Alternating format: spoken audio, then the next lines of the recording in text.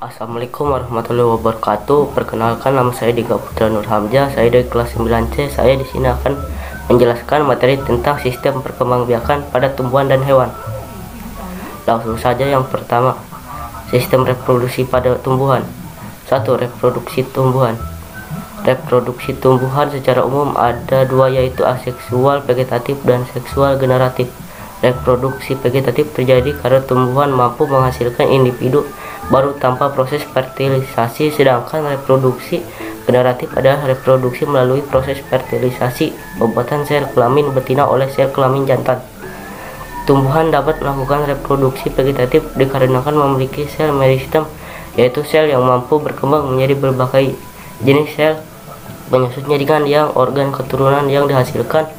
Reproduksi vegetatif memiliki sifat karakter yang sama dengan induk. 2. Reproduksi vegetatif agiosperma. Reproduksi vegetatif tumbuhan agiosperma ada dua, yaitu vegetatif alami dan vegetatif buatan.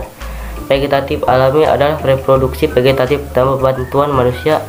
Vegetatif alami ada 5, yaitu rizoma, stolon, umbi lapis, umbi batang, dan kuncup adventif daun. 2. Reproduksi generatif agiosperma. Organ reproduksi generatif pada agiosperma berupa bunga dan biji. Reproduksi generatif tumbuhan agiosperma ada 4, yaitu penyerbukan polinasi, pembuahan fertilisasi, penyebaran biji, dan pengecambahan. Penyerbukan adalah proses menempelnya serbuk pada kepala putik. Sel kelamin jantan pada tumbuhan berbunga adalah serbuk sari, sel kelamin betina adalah putik.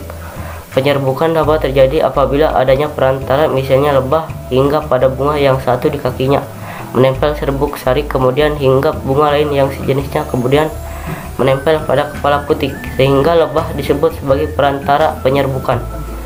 Penyerbukan dapat terjadi apabila adanya perantara, misalnya lebah yang hinggap pada bunga yang satu di kakinya, menempel serbuk sari, kemudian hinggap ke bunga lain yang sejenisnya, kemudian menempel kepada kepala putik, sehingga lebah disebut sebagai perantara penyerbukan.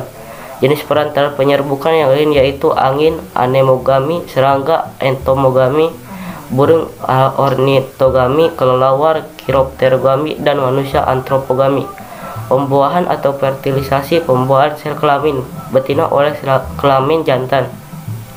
Serbuk sari memiliki anti vegetatif dan inti generatif. Setelah penyerbukan, serbuk sari melekat pada kepala putik dan membentuk buluh serbuk sari. Selanjutnya buluh serbuk sari menuju tangkai buah dan membelah menjadi dua inti sel generatif. Selanjutnya membentuk dua sperma. Penyebaran biji terjadi pada tumbuhan baru yang tumbuh agak jauh dari induknya. Penyebaran biji dapat dilakukan melalui perantara, yaitu anemokori, hidrokori, diokori, dan antropokori. Perkecambahan merupakan tahap awal perkembangan suatu tumbuhan, khususnya tumbuhan berbiji. Dalam tahap ini, embrio di dalam biji yang semula berada pada kondisi dorman mengalami sejumlah perubahan fisiologis yang menyebabkan ia berkembang menjadi tumbuhan muda. Sekian materi dari saya, mohon maaf jika ada kata-kata yang salah. Wassalamualaikum warahmatullahi wabarakatuh.